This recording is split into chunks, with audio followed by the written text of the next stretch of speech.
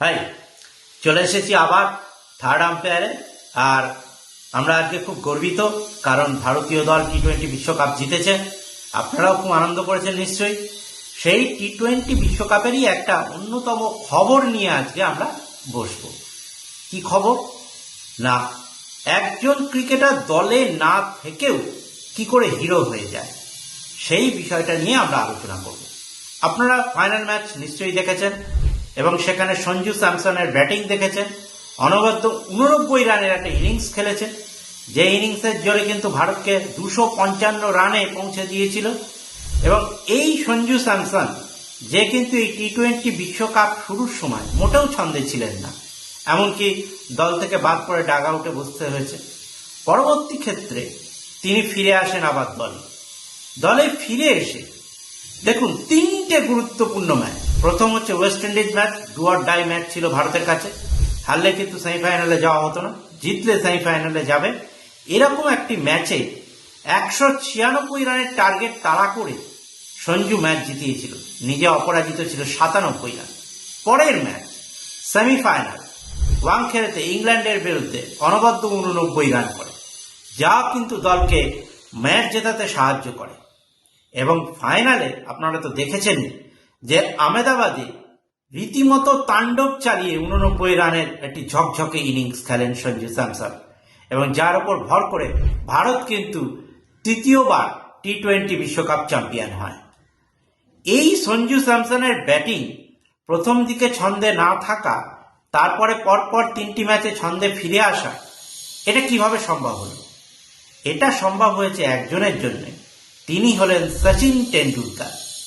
Master ব্লাস্টারের কাছে সঞ্জু অনেক tips নিয়েছিলেন, রানে ফিরতে পারছিলেন না, তখন বারবার কথা বলেন সচিনের সঙ্গে এবং তার পরামর্শ মেনে ব্যাটিং টেকনিকের যে ত্রুটিটা ছিল সেটা দূর করেন এবং ম্যাচে কিন্তু রানের মধ্যে ফেরেন। তো সেই জন্যে যার কথা আমরা বলতে চাইছি, যে তিনি কিন্তু দলে নেই, সচিন টেন্ডুলকার দলে একদমই ছিলেন না। সেই সচিন টেন্ডুলকারের পরামর্শে ভারতের বিশ্বজয়ের কারিগর, অন্যতম কারিগর সঞ্জু স্যামসনের রানে ফেরা। তাহলে আমরা বলতেই পারি যে এই বিশ্বকাপ জয়ের পেছনে অবদান আছে সচিনের, এবং সেই জন্য তিনি কিন্তু দলে না থেকেও হিরো হয়ে গেলেন।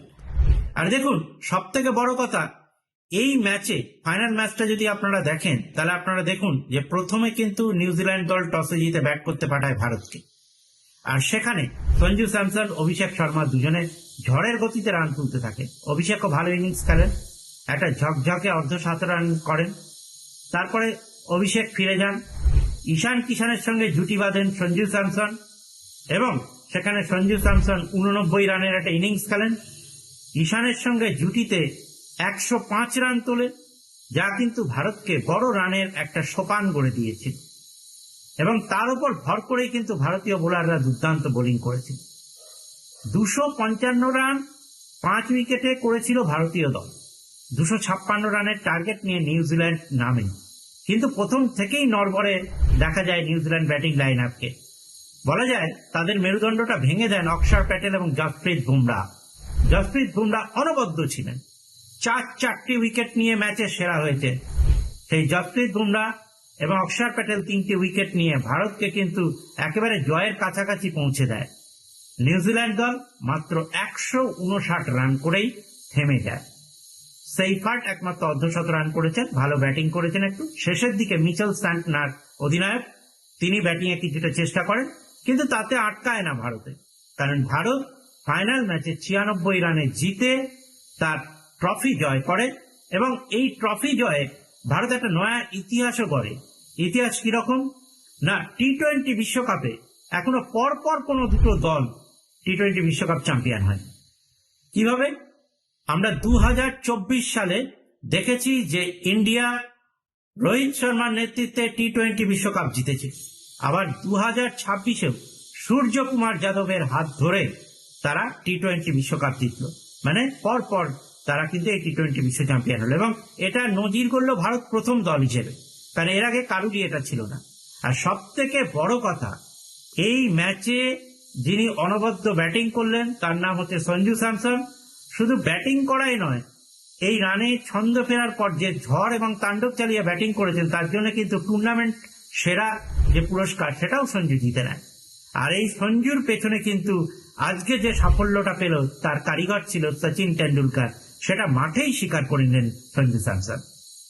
তো আজকে এই পর্যন্ত। দর্শক বন্ধুরা, আপনাদের যদি এই প্রতিবেদনটি ভালো লাগে তাহলে লাইক করবেন, চ্যানেলটিকে সাবস্ক্রাইব করবেন, আর পরবর্তী ভিডিওর নোটিফিকেশন পেতে বেল আইকনে ক্লিক করবেন।